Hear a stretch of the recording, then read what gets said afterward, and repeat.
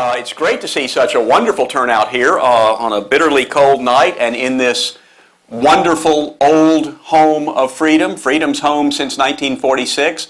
I'm not sure Cato is a sister organization of FEE. It may be a daughter organization of FEE. But we're proud to be doing what FEE was doing all by itself, which is actually one of the things I'll be talking about as we go on here. I noticed that the title I thought I gave this speech at some point was How the New Deal Inspired the Libertarian Movement, but I think The Rebirth of Liberty Amidst War and Depression is actually a better title, so we'll use that one, and that is the one I obviously put on it at one point when I was doing the PowerPoint.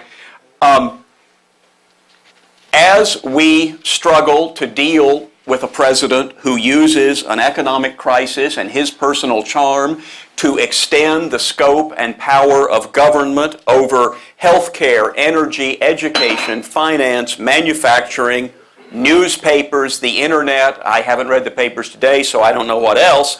We may naturally look for lessons in the experience of another president with similarly grand ambitions. And I think it's fair to trace the origins of the modern freedom movement to a reaction against the New Deal, a reaction in defense of individualism, liberalism, the U.S. Constitution, separation of powers, checks and balances, decentralization, and capitalism, and against power centralism, executive power, interventionism, the welfare warfare state, and looming in the background, socialism and totalitarianism. That was the state of the world in the time I'm talking about. Hayek, around the time he won the Nobel Prize, reminisced on how when I was a young man, only the very old men still believed in the free market system. The liberals of the 19th century were dying out, and there were a new group of people who called themselves liberals or sometimes progressives. One of the classic ones of them is Herbert Croly. Herbert Croly was a founder of the New Republic. In 1909, Herbert Croly said, "The bondage from which Americans needed and still need emancipation is from their own intellectual and moral traditions." Well, what are the intellectual and moral traditions of us that he thought we needed emancipation from? Liberalism and individualism and a commitment to free enterprise. That is what Herbert Croly was teaching college students, young people, journalists in those days, and lots of other people were too.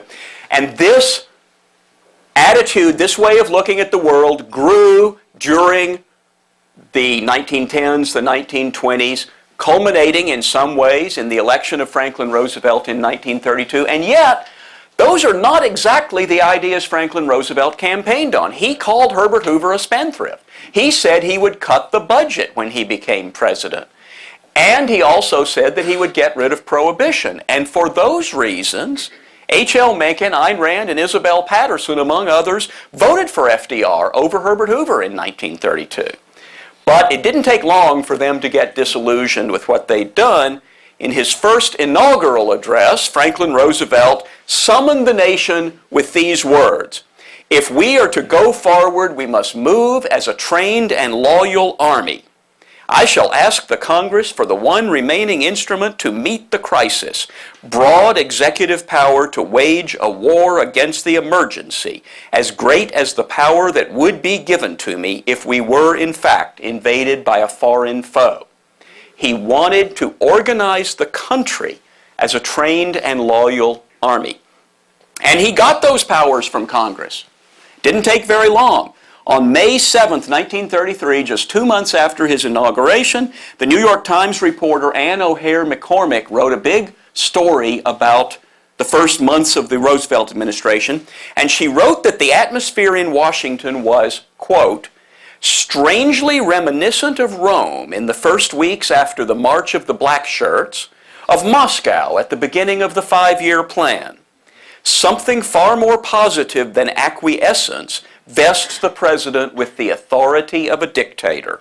This authority is a free gift, a sort of unanimous power of attorney, America today literally asks for orders.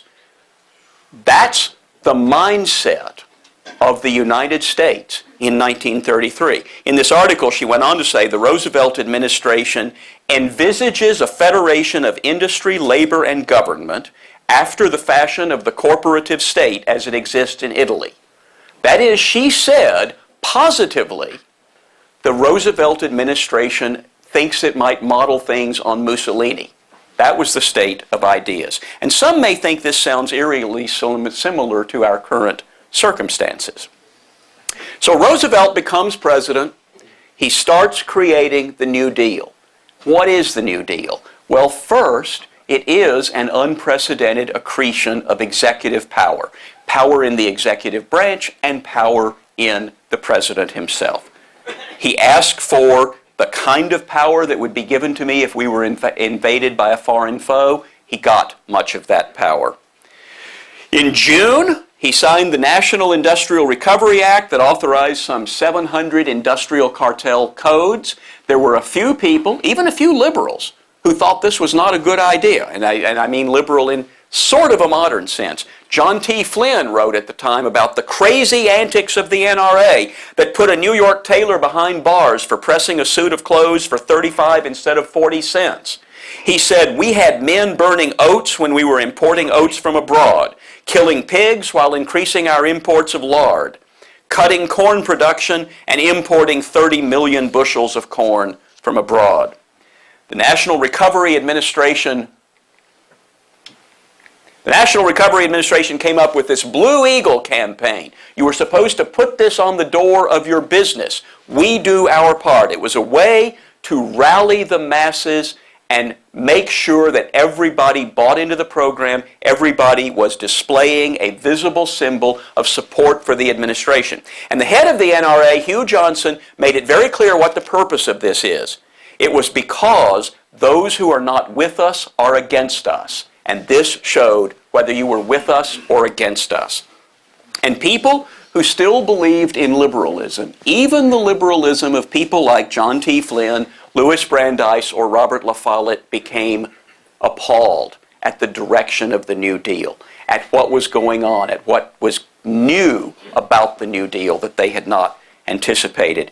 H.L. Mencken wrote to Albert J. Nock that spring, "The Republic proceeds toward hell at a rapidly accelerating tempo.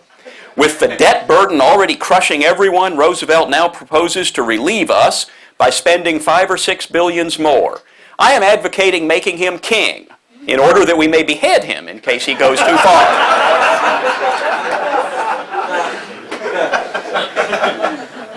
Now there were opponents. This is a cartoon that appeared in the Chicago Tribune. And you can see, you probably can't see from back there, but it's a wonderful cartoon that talks about, down here in the corner, plan of action for U.S. Spend, spend, spend, under the guise of recovery, bust the government, blame the capitalists, junk the Constitution. There were people who understood that this was the nature of what's going on. There were a group of people who came to be known as the old right. They did not consider themselves old at the time, nor did they consider themselves on the right. But later they came to be known as the old right. And Sheldon Richman wrote a great article on them in which he said, they displayed intransigent individualism in the face of a torrent of collectivism and outright dictatorship abroad. They displayed deep respect for the founding ideals of the United States, namely the principles of the Declaration of Independence, the Constitution, and a few other documents such as Washington's farewell address. So the whole country basically was behind Roosevelt and the New Deal at this time. But there were a few opponents who began to take notice, a few who began to organize. And the first notable opposition came from a group called the American Liberty League, really the first organized political opposition. Interestingly, this group that opposed the New Deal, which some people might consider to make them a right-wing organization, grew out of the Association Against the Prohibition Amendment, the people who had organized to try to overturn prohibition, which some people might regard as an organization on the left. We don't have much trouble seeing the libertarian theme that runs through both of these causes. But a lot of people had been part of this association against the Prohibition Amendment, and a lot of the core people, after winning their battle against Prohibition and relaxing and taking a vacation, came back to discover what Roosevelt was doing to the Constitution and the free enterprise system. And they started talking about organizing this American Liberty League. And if you look at the list of people who joined the American Liberty League, it's incredible. The two most recent Democratic presidential nominees joined this opposition group. This is like having John Kerry and Al Gore join an anti-Obama organization. They had 3 DuPonts. They had presidents of Sears Roebuck and Ware Steel and things like that. David Petrusha, who's a historian, wrote a summary of what the Liberty League stood for, and he said they outlined a remarkably coherent libertarian position. They believed that the New Deal was a threat to the Constitution and represented a danger of tyranny via centralization, that the New Deal combined aspects of socialist and fascist economic systems, that private enterprise was being damaged. And this organization raised $1 million in 20 months, which may not sound like that much today, but that's the equivalent just in dollar terms of $16 million today. But more importantly, even 16 million underestimates what it was. This was as much money as the Republican National Committee and the Democratic National Committee together raised during that period. So this is a wealthy organization. It has money, it has pamphleteers, it has speakers, it has a lot going for it, and it totally failed. It had about a 2-year run and then it collapsed. Why did it fail? Well, first, Franklin Roosevelt was personally popular. He just had a personality and a style that people liked, and in the depths of the Depression, they needed that. There was also this attitude at the time, I think on Yes Minister they called this the politician's syllogism. Something must be done. This is something, therefore this must be done. He had a program. Other people didn't have a program. Then there was a problem. They organized in 1934, they organized all through 35, and they started pointing toward they're going to have a big dinner in Washington, D.C. at the Shoreham Hotel, January 1936. As the election year opens, they're going to have a big dinner and they're going to lay out the case against Roosevelt. It'll be a huge rally, and they get the previous Democratic nominee for president, Al Smith, to be the dinner speaker. And so there's huge anticipation for this dinner. Going to be a big dinner, January 1936, and they did it at I said the Shoreham, it was at the Mayflower. It was an opulent dinner. As you can see, he's in white tie and tails. Everybody was in white tie and tails. And the Roosevelt forces did an amazingly good job of just turning all of that back against the Liberty League. Roosevelt's people called it the greatest collection of millionaires ever assembled under one roof. They talked about malefactors of great wealth. They talked about how there were a dozen DuPonts in the room. They said, Al Smith speaks with the accent of Oliver Street, but the voice is pure Wall Street. It was a disaster. It just made it look like it was Roosevelt and the people versus Wall Street and the big money boys. Did not work. One more thing about the American Liberty League. It had all these things going against it, but I think also one problem with them was that maybe they were a little too indiscriminate in their associations. People they were willing to ally with.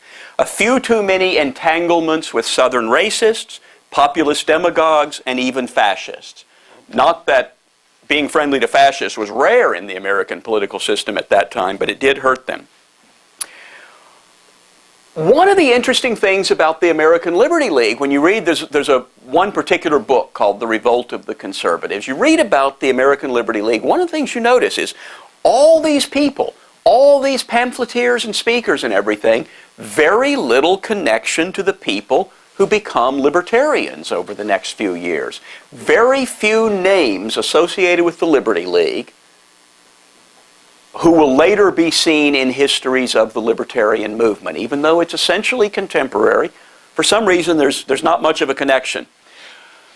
So now, the Liberty League has failed, Roosevelt is in power, scattered people start at least intellectual opposition to Roosevelt. One of the places that's happening is out in Chicago, where there's an economics department moving toward what most people would call the right.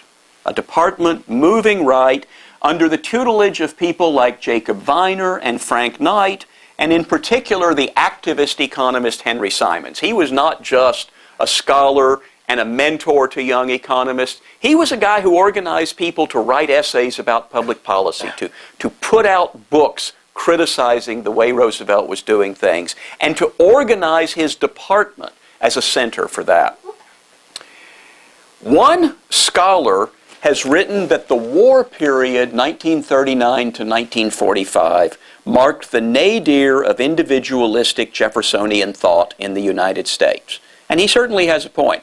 But I have to tell you, it seems to me that the New Deal years might have been even worse for the climate of opinion, not for the horrors of war and statism that we got during the war, but the climate of opinion, the total absence of opposition to progressivism and welfare state liberalism was really bad in the early Roosevelt years. So the New Deal proceeds mostly unopposed, and then we start approaching the coming of World War II. And the great Harvard economist Joseph Schumpeter in 1941, looking at the New Deal and what he sees as the likely effects of the war he sees coming, says, "I cannot help feeling that this will be the end of the American way of life." That's the way liberals, genuine liberals, were thinking after 8 years of Roosevelt and the coming of the war. So now let's skip forward a couple of years to 1943. Roosevelt is serving his third term with the communist fellow traveler Henry Wallace a heartbeat away. The state has guaranteed its long-term growth by beginning tax withholding. The United States suffers under depression, the New Deal, centralized power, and now war. Hitler and his allies are in control of everything from Stalingrad to North Africa to the English Channel, with obviously Stalin controlling another big chunk of Europe. This is a terrible year for liberty. Certainly, since the Enlightenment, since the Industrial Revolution, this is probably the worst year for liberty. And in that dark and terrible year, three remarkable women arose. Three remarkable women came to public prominence that year. Three women who just may have launched the libertarian movement. The first one is Isabel Patterson, who writes a book called The God of the Machine. Second that year, Rose Wilder Lane publishes a book called The Discovery of Freedom. And of course, the one everybody's heard of, Ayn Rand publishes a book called The Fountainhead. It's not Ayn Rand's first book, but it's the first one that becomes a bestseller. Isabel Patterson and Rose Wilder Lane seem a lot alike to me. They're both thoroughly American, Western, rugged individualist. Patterson is technically Canadian, but we shouldn't hold that against her because she did come from the West and she came to America as fast as she could. Both of them married young. Both of them took their husband's name and then just sort of lost him. Nobody knows what happened to Mr. Patterson and Mr. Lane. The only thing Isabel Patterson ever really said about her husband was he was too cheap to pay for the extra tea. That's why Patterson is spelled with only one. Both of them are self-educated, never went to school, but they read a lot of books and they integrated their reading into an understanding of the world. Both of them self-reliant. They made their own way as secretaries and typists and clerks and eventually worked their way up to being well-known writers. But they did it all on their own. Now, Ayn Rand obviously is very different. Rand is a Russian Jew fleeing a revolution. She comes to America knowing very little English. She hasn't read much in English, although she's watched movies. A very different kind of person. She goes straight to Hollywood. I mean, Lane and Patterson in a way are kind of old-fashioned, 19th century women. Rand wants to go to Hollywood and make movies. That's very 20th century. Very different kinds of people. So in 1943, all of them happened to produce books at one time. And The God of the Machine, I think, may have been the first one to come out, and it thrilled the scattered people who still believed in freedom. John Chamberlain, a libertarian writer, wrote in the New York Times that the book showed that individualist liberals are beginning to recover their poise. Rose Wilder Lane, I said that these people had worked their way up from nothing, but they got somewhere. Rose Wilder Lane wrote to her pen pal Herbert Hoover, the former president, that it seems to me a book ranking with the best of Paine and Madison. Nebraska Republican Congressman Howard Buffett was a big fan of the book. Howard Buffett is well known, of course, for being Robert A. Taft's campaign manager in the Midwest, and also for being the father of Warren Buffett, who unfortunately did not inherit his father's political views. Rose Wilder Lane identified in her book 3 great eras of freedom. She thought the whole history of the world was pretty bleak for freedom, except for the ancient Israelites, the Muslim Golden Age, and the United States. There's a young scholar, Gregory Yao. He actually used to work at the Cato Institute. He's got a book coming out in which he says Lane and Patterson defended modernity. And this is on the theory that liberalism is the political theory of modernity. Both of their books depicted a historic choice between feudalism, serfdom, and dictatorship on the one hand, and on the other hand, Enlightenment, capitalism, and individual freedom. Rose Wilder Lane said, since history began, all the people of the old world have always lived in what is now called a planned economy. And she called on Americans to oppose the third great reactionary counterattack on freedom. These books did well. A few people read them. The one that made a big difference that year, of course, was The Fountainhead. It made a huge splash. It actually got a good review in the New York Times. Many of you, if you follow Ayn Randy and Anna, will know that it got a bad review in the New York Times. That is true, but there were 2 reviews, and one of them was actually good. The sales just kept building. 2 years after publication, the hardback is on the New York Times bestseller list. That's how the sales kept going steadily. The publisher was stunned. They had no idea it would be that successful. It's a huge book. Who can afford to buy such a book? Who wants to read such a book? And yet people did. And then, of course, a movie came out, and even more people were able to find out about it. And fan letters poured in. And that's one of the first indications that there are people out there who hold these ideas, or at least do once they've read The Fountainhead. And maybe there are some people out there who might organize, might start defending individual freedom. To go back to the American Liberty League for a minute, one of the leaders of the American Liberty League became famous the year after The Fountainhead was published. His name was Sewell Avery, and he was the head of Montgomery Ward, which was a big catalog retailer. People older than I am remember when Montgomery Ward was a big company, but it's been a while now. And Larry Reed actually has written about Sewell Avery, and he points out that during World War II, Avery challenged government efforts to unionize warehouse and retail workers. And he kept resisting what the government was trying to do, but finally, after a long resistance, the Attorney General himself came to the Montgomery Ward headquarters in Chicago and confronted Sewell Avery. And that's what happened. National Guardsmen carried him out of his office in full view of spectators and cameramen. And Avery knew he had lost, at least for the moment, but he snapped at the Attorney General, to hell with the government, and then he tried to think of something that would sum up what he thought of the Attorney General. And he said, to hell with the government, you New Dealer. It was the worst thing he could think of. So this provided some color in 1944, but something more important happened in 1944, and that was that Friedrich Hayek published The Road to Serfdom. And the thesis of The Road to Serfdom was simple. Planning leads to dictatorship. The direction of economic activity inevitably necessitates the suppression of freedom. It's a surprising argument to be made at a time when, in theory, the free countries of the world are engaged in a struggle against National Socialism, Nazism. The free countries of the world, of course, are allied with a totalitarian communist country to defeat Nazism. To talk about the democratic countries heading toward serfdom was a shocking thing. And Hayek later recalled that the book was not intended for popular consumption. It was an academic book. He was an academic.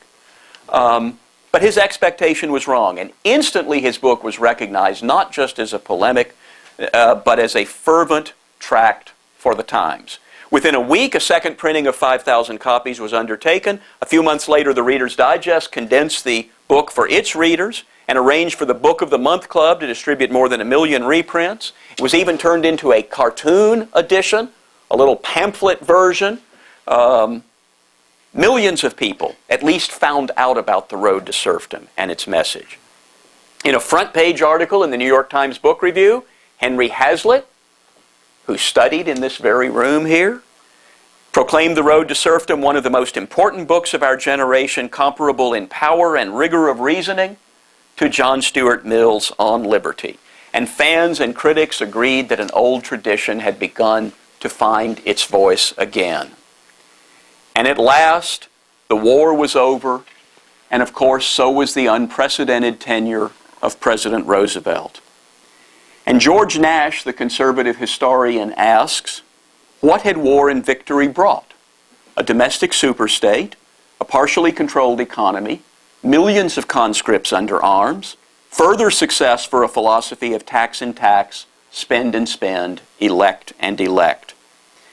As the war ended, England voted for socialism, and in Parliament on August 1st, 1945, exultant socialists sang the red flag for the first time since the Spanish Civil War. Hitler had driven the great scholars Friedrich Hayek and Ludwig von Mises to the safety of America, but you can understand a lot about the climate of opinion at that time by recalling that two great universities had to be paid to accept Mises and Hayek on their faculties. But the year after the war ended, the freedom movement started to organize. And I assume everybody here knows what happened was that Leonard Read founded the first free market think tank, the Foundation for Economic Education.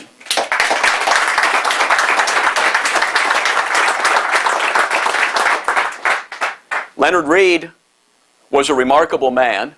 I met him in this building when he was a very old man and I was a very young man.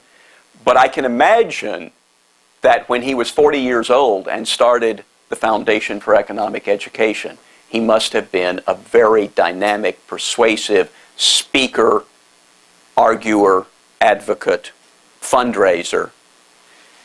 He'd been a Chamber of Commerce organizer, and as part of his work at the Chamber of Commerce, he went around supporting the New Deal and the NRA. He described it as peddling the Blue Eagle. He went around to get businesses to sign up and put that Blue Eagle in their window. And then he was stationed in Northern California, and he heard about a businessman in Southern California who was griping about the Chamber of Commerce and its support for the NRA. And so he went to Los Angeles to meet this businessman because he'd never met anybody he couldn't convert, persuade, get a Blue Eagle out of. He went down to Los Angeles to meet this man, William C. Mullendore. And he reported later that he spent 1 hour with him and it changed his life. He said, I wish I had thought to make a tape of that conversation. He turned me around in thinking about the planned economy, the power of government, the NRA, the Blue Eagle, and what the Chamber of Commerce was doing. So this was a while ago. It took a while for Leonard Read to get himself in position to create a new organization, the Foundation. But he created that in 1946, and the next year he helped to create the first meeting of the Mont Pelerin Society, at which the handful of liberals in the world got together in Switzerland to discuss how do we bring liberalism back. The meeting included Mises and Hayek and the German Walter Rübke, Read and some other people from FI, Milton Friedman and some other people from Chicago, Karl Popper. Here in the picture, I think you can see Karl Popper in the back and Read and Mises here in the front. An incredible meeting. Actually, there had been a sort of proto-Mont Pelerin Society meeting before the war. A smaller group of people, but some of the same people, about a dozen of the same ones were there. They met. They said, we need to do this again. It's important. We have to revive liberalism. Let's meet next year or the year after. Unfortunately, They met in Paris in 1938. And there were no more meetings in Europe of liberals or anybody else for a long time. It wasn't until 1947 that they were able to revitalize this idea. Now let me say something here before closing about the transmission of ideas in direct and personal ways. I talked about Rose Wilder Lane and Isabel Patterson and Ayn Rand, and all of them, I think, educated themselves. Eventually they helped to educate each other, but they developed their ideas on their own. But not everybody does that. Hayek was a student of Mises. Leonard Read was shown the light by Bill Mullendorf. George Nash, in his History of the Conservative Intellectual Movement, writes, "In the South Pacific, a young serviceman named Robert Nisbet read and practically memorized Albert J. Nock's Memoirs of a Superfluous Man. Stationed in the desolate wastes of the Great Salt Lake Desert, Russell Kirk also read Nock. Nock was also the first intellectual influence on the young William F. Buckley, Jr. Rose Wilder Lane talked about the Constitution with a young boy, Roger McBride, who went on to write books, serve in the Vermont legislature, refused to cast his electoral vote for Richard Nixon, and run for president himself as a libertarian. And it goes on today. Some of you are here because someone gave you a book or talked to you about ideas. I read a newspaper story the other day about Jeff Sessions. It said Jeff Sessions, a member of the U.S. Senate, grew up in a tiny town in Alabama where his father owned a country store. He came from no particular political tradition, but ask him where his conservatism comes from today, and he'll tell you about B.W. Dickey, his high school English teacher. He called me aside one day, Sessions recalls, and said, "Jeff, you've got good values and you need to be armed when you go off to college. You should subscribe to National Review."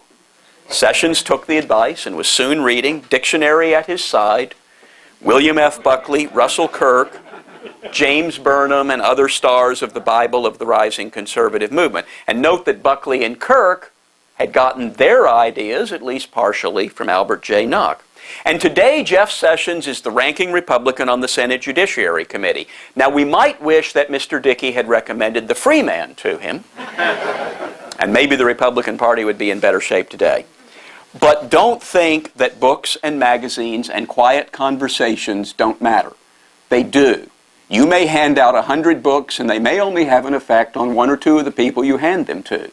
But if one of them turns out to be a new Bill Buckley, a new Senator Sessions, or even somebody who simply becomes a donor to Fee or to Cato, a scholar at Fee or Cato, or one of the other institutions at which people like this work, then you've made a difference. You may not even ever know, but it does matter. Now I want to go back to the story of the Roosevelt years. During the Roosevelt years, the few libertarians in America despaired. It's the end of the American way of life, Schumpeter said. The movement from liberalism to authoritarianism. It's not like fascism. It is fascism, said Isabel Patterson. And yet, we can't help noticing that we do still seem to live in a liberal society. So it's worth thinking about why. I read an interesting book a couple of years ago called Three New Deals. It's by a German scholar, Wolfgang Schivelbusch. And he looked at the similarities among the political and economic programs of Roosevelt, Mussolini, and Hitler. To compare is not to equate, as Schivelbusch reminds us. It is sobering to note the real parallels among these three New Deals. But it's even more significant to note that the United States did not succumb to dictatorship. Roosevelt may have stretched the Constitution beyond recognition, and he had a taste for planning and power previously unknown in the White House. But he was not a murderous thug. And despite a population that literally waited for orders, in the words of the New York Times, American institutions did not collapse. The Supreme Court declared some New Deal measures unconstitutional. Some, though not all, business leaders resisted it. Intellectuals on both left and right, some of whom I've talked about, railed against Roosevelt. A former president deplored fascist regimentation, helping to ensure that there wouldn't be too much of it. Republicans tended to oppose two kinds of centralization, both the flow of power from the states to Washington and the shift to executive authority. But Germany had a parliament and political parties and business leaders, and they collapsed in the face of Hitler and National Socialism. Something was different in the United States. Perhaps it was a country formed by people who left the despots of the old world to find freedom in the new and made a libertarian revolution. Both socialism and fascism foundered on the lack of class consciousness in America. Americans thought of themselves as individuals with equal rights and equal freedom. And a nation whose fundamental ideology is, in the words of the great political scientist Seymour Martin Lipset, anti-statism, laissez-faire, individualism, populism, and egalitarianism, was far more resistant to the anti-democratic ideologies of mid-century than were so many European nations. And that is why even decades of bad philosophy, a stock market crash, a depression, a power-mad president, and war can't permanently shut down the freedom philosophy and the freedom movement. Thank you for continuing to be part of that movement. Thank you.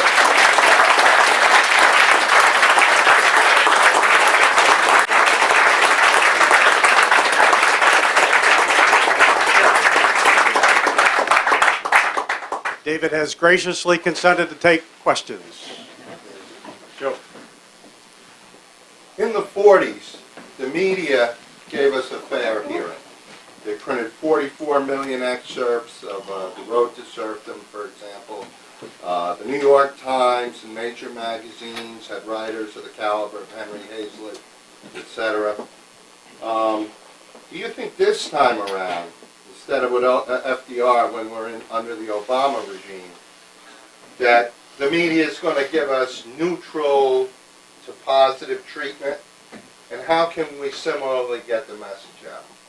I'm asked to repeat the questions, and you ask, the media gave the opposition a fair hearing, or at least a hearing, in the 1930s, 1940s. Will they do so these days? Well, I'm not sure the opposition really got a fair hearing in the 1930s and 1940s. You cited some examples. Henry Hazlitt was writing for the New York Times. John Chamberlain was a prominent writer at the time. There were some other people like that. But we have some people like that today. I don't think that it is that libertarians are shut out of the national media. John Tierney had a column in the New York Times for a while. John Stossel is on national television and has been for years. In the introduction that was read of me, it was noted that I've been on a number of national television and radio shows and had op-eds in national newspapers. Now, it's true that Paul Krugman gets 2 columns a week, and I get an occasional column some years in the New York Times, but there are other people too. You know, I say to friends sometimes, where is the Henry Hazlitt of today? Henry Hazlitt was such a great writer. Where is the Henry Hazlitt of today? And our conclusion usually is the reason we can't name the Henry Hazlitt of today is that there are lots of Henry Hazlitts today. Henry Hazlitt was unique at the time because he was the only guy in the national media who understood economics. But today, John Stossel is the Henry Hazlitt of today, teaching economic principles. He was teaching them fairly often on ABC, and as ABC got less and less serious, now he's going to teach them every week on the Fox Business Channel and sometimes on the Fox News Channel. So he's one of the Henry Hazlitts of today. And Don Boudreaux, who writes former president of FEE, writes a letter to the editor every day. They don't all get printed. But he does write at least one letter to the editor every day. He's a Henry Hazlitt of today. He also wrote a book on globalization. There are several books of Hazlitt-esque economics that have come out recently. Books by Tyler Cowen and Tim Harford and Steve Landsberg. Even Freakonomics. Although Stephen Levitt is not a libertarian, there's a lot of sound economics in Freakonomics. So there is a hearing in that regard. There are columnists who are critical of Obama. I was just talking with Sheldon Richman. George Will and Charles Krauthammer appear regularly in the Washington Post. And while neither one of them is what I would call a libertarian, they have been extremely incisive critics of Obama. Now, I do think it's true that your typical reporter, this is one of the things I think conservatives and libertarians sometimes don't understand. Every young libertarian I talk to wants to grow up to have a column like Bill Buckley. Well, most people don't have columns. What really sets the news agenda is what the reporters are doing. All the columnists and all the bloggers and all the talk show hosts are talking about what the reporters have set as the agenda. So you want to change the world, become a reporter. Learn to cover the police courts, and then maybe they'll let you cover the state legislature, and then maybe Congress. But you got to work your way up, and I think libertarians and conservatives are less interested in doing that. So I do think it's true that there is just an inherent statist bias in most reporters. I don't think it's that they get up in the morning thinking, what can I do to bring about a socialist revolution in America? It's just that when they hear there's a problem, their instinct is to say, who's got a solution for this problem? Something must be done. Who's got something that can be done? And that shapes the way the issues are looked at. And so that is a problem. I'm just not sure it's very different from the way it was in the 1930s. I think we do have a chance. And then the one other thing that's different from then is that there is a huge alternative media system. There are the radio talk shows and Fox News, and I think, Fox News ought to just call itself Bush News, because they weren't even a conservative news organization during the Bush years. They were a cheerleading for the president organization. However, that was at least different from what you saw on the other networks, so that's a good thing. There are bloggers. There's the web, all of those kinds of things. There are conservative book publishers today. And unfortunately, they're bringing out a lot of books that are pretty stupid. But a lot of them do sell, and some of the books are not stupid. So I think there is a greater diversity of media, and it's up to us to take advantage of that diversity that is available there. But it's a challenge to keep on doing it. Yes? A few minutes ago, you were talking about how basically, because socialism couldn't take root because we were individualist, kind of the rugged individualist kind of country. And quite frankly, half the pinups that were on the planes nowadays, you know what I'm saying, would be considered politically incorrect, that they used in the army, and they would have taken them down. But the thing is, I think we're in bigger trouble now, because now collectivist thinking, being an individual is not really, it's kind of frowned upon. It's kind of like, it's kind of turning into groupthink. It's happening in the schools. It's, everybody should be green. This whole thing, if you disagree with Obama, you're a racist. It's like this whole idea of being an individual is now being thought of as just, it's bad, okay? And it's better to think like everybody else. And I find that more and more people are beginning to, if you think about these social networking things, Facebook, Twitter, MySpace, okay, it's everybody wanting to be in groups, and everybody, nobody wants to just be out there doing their own thing anymore. Do you know what I'm trying to say? I'm going to have to try to sum it up. So let me give it a shot. You're concerned that America used to be a rugged individualist country, but that after 2 generations of collectivist teaching in the schools and running the mass media, there's more collectivist thinking in America, and political correctness is intimidating people from speaking out, and you suggest that social networking like Facebook is kind of anti-individualist because it's all about groups. Yeah, it's everybody begging to get into everybody else's group. Okay. You make excellent points. I bet most people here agree with you. The dominant framework that that libertarians use for thinking about the world is the road to serfdom. We are on the road to serfdom, and it gets worse every year. I'm going to challenge that argument.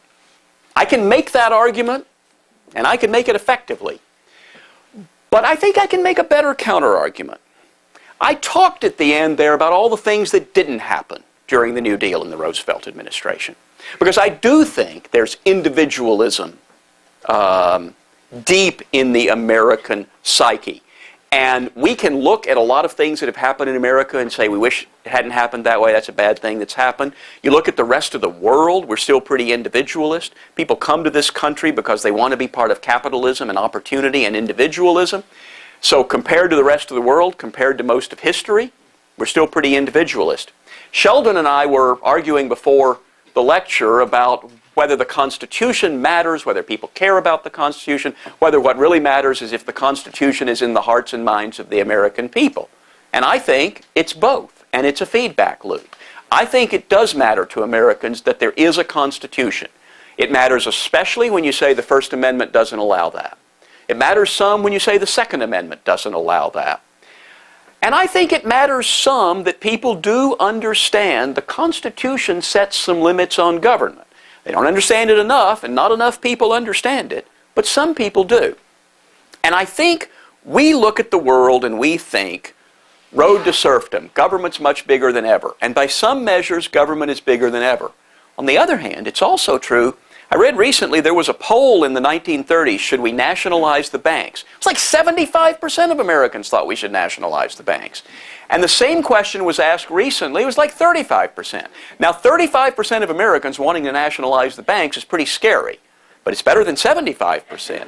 So I think in some ways, the concept of a totally sweeping alternative to capitalism, let's have socialism instead of capitalism, we did dodge that bullet, and it's kind of gone. The arguments for all the things Obama wants to do are not let's replace capitalism with socialism. They are let's tinker around the edges. Now, they're big chunks of the edges, but they're still not saying let's nationalize the banks. Healthcare, but see, they don't even dare to argue let's nationalize healthcare. I must say these 2,000-page Rube Goldberg schemes for healthcare that they've got, I look at it and say, wouldn't it make more sense just to say the government's going to pay for everybody's health care and there's a tax for that? I mean, I'm not for that, but it seems like a simpler, more honest, straightforward thing. If you want the government to be in charge of everybody's health care, just argue for that. But they're afraid to argue for that. They don't think they can get that through the people. They don't think they can get it through Congress. So I think that's a good sign. But more broadly, people think we're on the road to serfdom. Government is bigger in a lot of ways. But we forget the ways that government is not bigger, that government is smaller, that people have more freedom. And I think we often ignore that. I have interns, 20-year-old college students come up to me at Cato and say, oh my God, we're on the road to serfdom, we're losing all our liberties. And I look at them and say, what? And then I say, young man, when I was your age, I was worried about being drafted and sent to Vietnam. Are you worried about that? No. Well, that's a pretty big advance for liberty. We don't have conscription anymore. When I was your age, young man, my parents were not worried about 90% income tax rates, but a few people were, and it was hampering economic growth. We don't have 90% income tax rates anymore, and even Barney Frank doesn't propose that we should have them. When I was your age, we had micro-regulation from Washington of transportation, telecommunications, and finance. We got rid of a lot of that. Anybody remember student airfares? They had student airfares because fares were totally regulated. That was the only way you were allowed to cut fares, was to do it for students or something. So there's been a lot of advances for freedom that we don't think about. And then, this whole notion of we're on the road to serfdom is sort of told from the point of view of straight white Christian men. Because the fact is there's lots more freedom and opportunity for women than there used to be, for black people, for Jewish people, for gay people, and that's a majority of the country. So we need to fight every restriction on freedom that we still live with and that is proposed.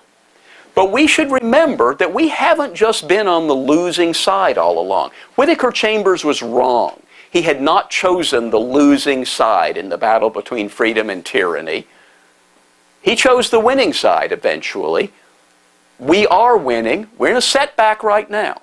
I think you can make an argument.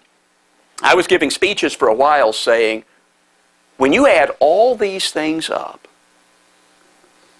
we have more freedom than we ever have in the history of the United States. And then I got to thinking about it, partly because of one of Ken and Freda's fellow Cato supporters, and I decided No, that was true from the Reagan tax cut to the Clinton impeachment. But after 9/11, the Bush administration, and now the Obama administration, it's probably not true anymore. We're not as free as we were during that period. But if you think of all the ways society did open up and the economy opened up, then I think you can make a case that there was no point in history at which we were actually freer, all of us, and in a whole variety of ways. My colleague Brink Lindsay has made this argument at book length in a book called The Age of Abundance, and so I urge you to take a look at that if you doubt it. Okay, over here. The 1900s were before, it was said by an old-timer to be the best time to live because it was after plumbing and before taxes. And there was a whole lot of regulation. It was before the Federal Reserve, so it was before they were ripping off our money supply. So there were a lot of things at that time that enabled you to you could put away half your income and invest it and become a multimillionaire. Today you put away half your income in income taxes and then you have to live on the rest. The question is, wasn't the 100 years ago, the first decade of the 20th century, after plumbing and before the income tax, wasn't that a freer time? Well, there's an argument. I do believe it's subject to the criticism, yes, if you were a straight white Christian man. And, you know, that's significant for a lot of us, but not for everybody. One of the things that I think is hard to analyze, I'll tell you, I think libertarians don't score very well with the broad numbers of the American people when we go out and say we're losing all our freedoms. People don't feel like they've lost all their freedoms, and they think we're nuts when we say that. I think we have to be careful about the way we express that. There's a minority of people to whom that does appeal, but I don't think it appeals to a majority. We clearly have more wealth and more choices than we ever did before. Young Cato employees to whom we pay very low salaries fly off to Iceland to see rock concerts. That's a level of wealth that would have been unbelievable to me 30 years ago, would have been unimaginable to my father, and would have been impossible to the people in 1905. Now, it wasn't impossible because they didn't have the freedom to do it, they just didn't have the capability to do it. And so that's a different issue. One of the things that feels like freedom is money and wealth and access to things and opportunities. One of the things that feels like freedom is social openness. Most of the restrictions on Jews in this country were not by the government. They were social pressure and social cartels and so on. But I think if you tell most Jewish people you're losing all your freedoms, you used to be free around 1905, it's not going to sound very plausible to most of them. So I think that's a problem. But it's easy to get confused between political liberty, social openness, and the choices that are available to us because of wealth. And we do want to parse out those differences. Yes, sir. Historical point, do you feel that the fact that the German currency was destroyed was part of the reason that Hitler gained so much power so quickly in Germany? And do you see any connection between that and the fact that our national debt is growing at such a tremendous rate in this country now? Was the destruction of the German currency partially responsible for Hitler's rise to power and accumulation of power, and are there parallels to what's happening now? Yes, I don't think there's any question that that kind of inflation is an extremely destructive phenomenon in society. So is war. And war, obviously, is one of the things that allowed the Bolshevik Revolution to happen in Russia.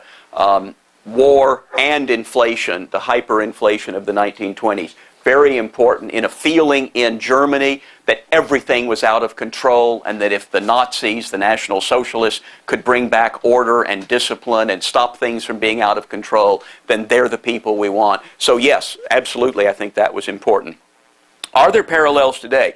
Well, you know, in some sense, our money has lost, what, 95% of its value over the past century? And yet it's happened slowly enough that it hasn't had the kind of impact that hyperinflation does. The first libertarian speaker I ever heard back in the 1970s came to my college, Vanderbilt University, and warned about the hyperinflation that was coming, and he said, buy guns and gold, that's the only way you'll save yourself. Well, as it turned out, our political and economic system was not as dysfunctional as he predicted. We did get to what we called hyperinflation, but was nothing like German hyperinflation.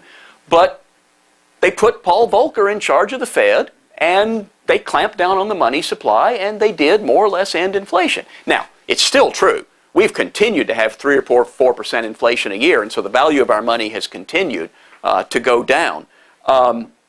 Nevertheless, it has never gone down fast enough that it's been this kind of destructive thing. We've all learned to just assume that there's going to be inflation. We factor that in when we buy houses, when we take out loans, when we put our money in savings accounts, and that's not as good as having stable money, but it's clearly not as destructive. Now, are we going to get to something like that? And there I have to say, well, I'm not an economist. I look at the charts of what the Federal Reserve is doing. You know, the monetary base is like this. The assets that the Federal Reserve is buying, the assets that they don't know what they're buying, and I get very concerned. I think you have to worry a lot about what's going to happen to our monetary system. But there are economists, including some I respect, who say, well, they're buying assets of a different kind than they used to, and it's not for the purpose of creating inflation, and there may be ways to get out of it, so I'm not sure. I guess I would have to say, after 30 years of observing these predictions of hyperinflation and everything, that my bet would be we're going to get accelerated inflation, but it's not going to be the kind of hyperinflation that destroys a society or an economy. It might be the kind of inflation that destroys a presidency. Well, I'm not sure I want to lose half the value of my portfolio in order to get rid of Obama.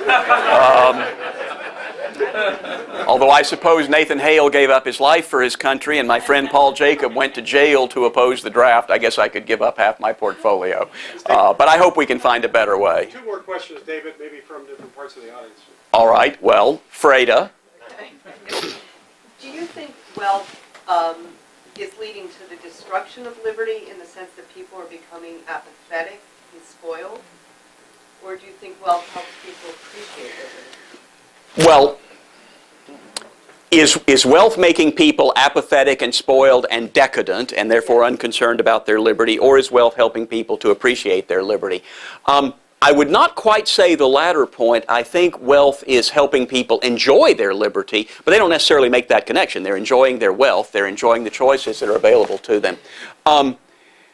I think there is a tendency, and certainly the Republicans of the past, Sam Adams and people like that, would absolutely say wealth leads to decadence, decadence leads to bondage. In fact, there's a famous quote that was not said by the person it's always attributed to, that shows this cycle from bondage to, I can't even remember how it goes, but it certainly includes the point about decadence leads back to bondage. There's something to that. I really think Rothbard was correct when he said, once you have the Industrial Revolution, there simply is no system other than capitalism that can maintain the wealth and comfort and progress that people expect. And therefore, no system, the Ancien regime, communism, Islamic fundamentalism, National Socialism, can be a long-term rival to competitive capitalism anymore. I do believe, now this, I hope we're right. That's an optimistic way of looking at the world. 100 years, 200 years from now, who knows? I think that's right. However, it is true, as I say, I think it's harder to make people think you're losing your freedom when things seem pretty good, you know. I don't know what your kids are doing, but they're probably thinking about flying off to Iceland or maybe spending junior year in Europe, and they have all these opportunities and careers open to them that didn't exist before.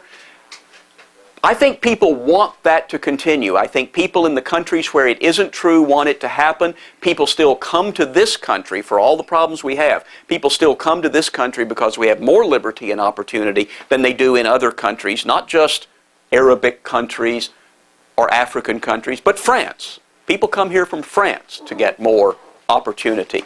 So the problem for us, in a way, Mises and Hayek We're arguing for capitalism against socialism. And it turns out you can make a pretty mathematical proof that socialism doesn't work and that capitalism does.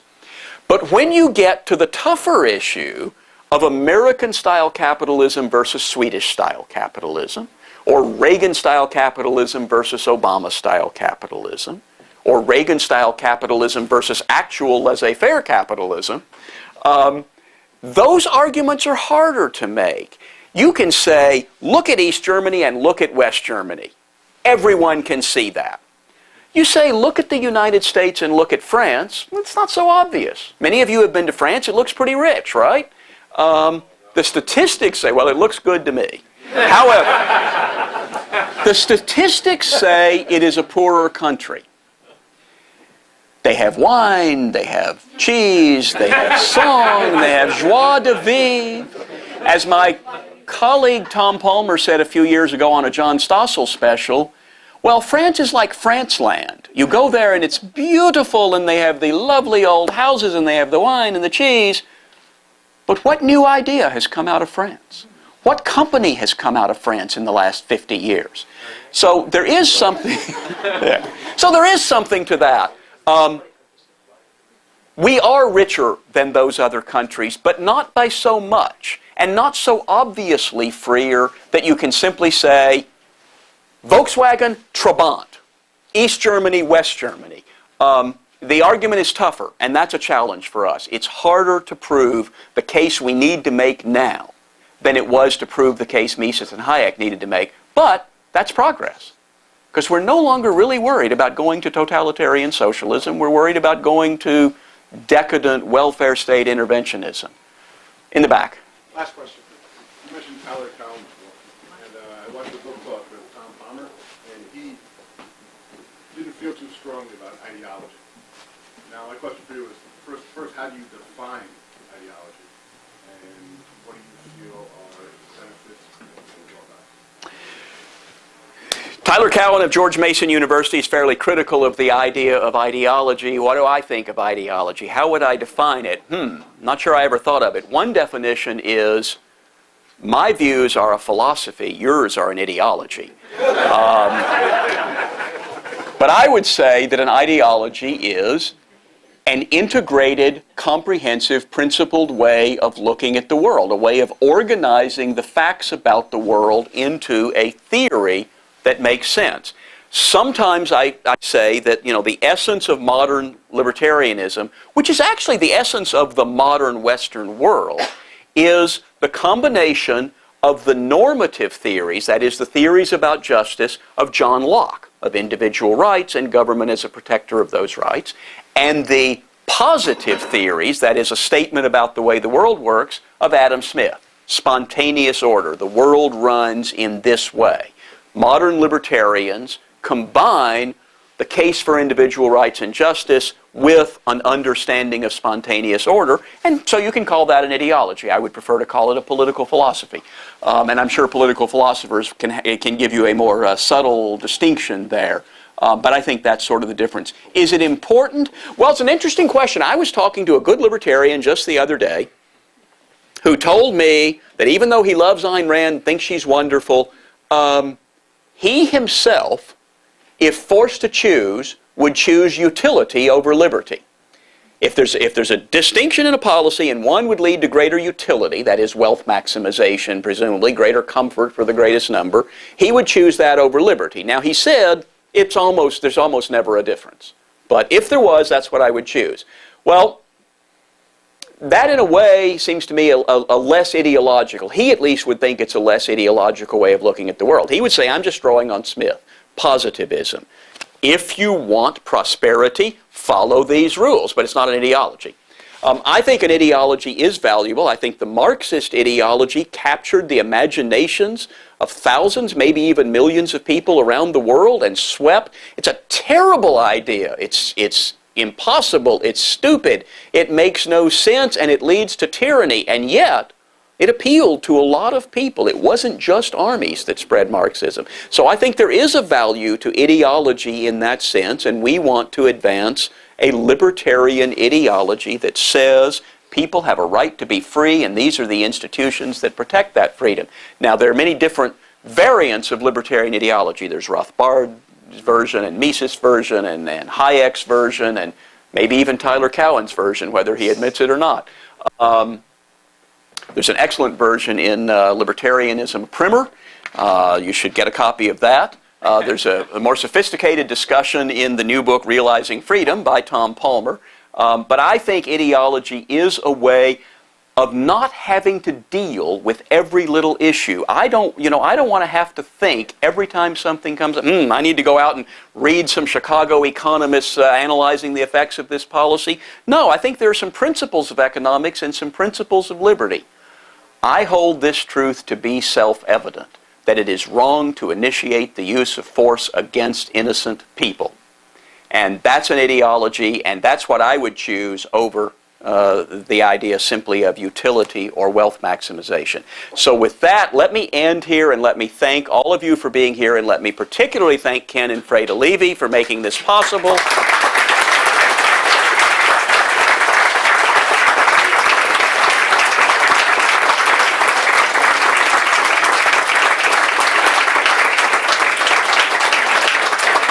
And let me thank Larry Reed and Lee Curry and the rest of the staff here for putting this wonderful event on, and I look forward to talking with you. Thank you, David.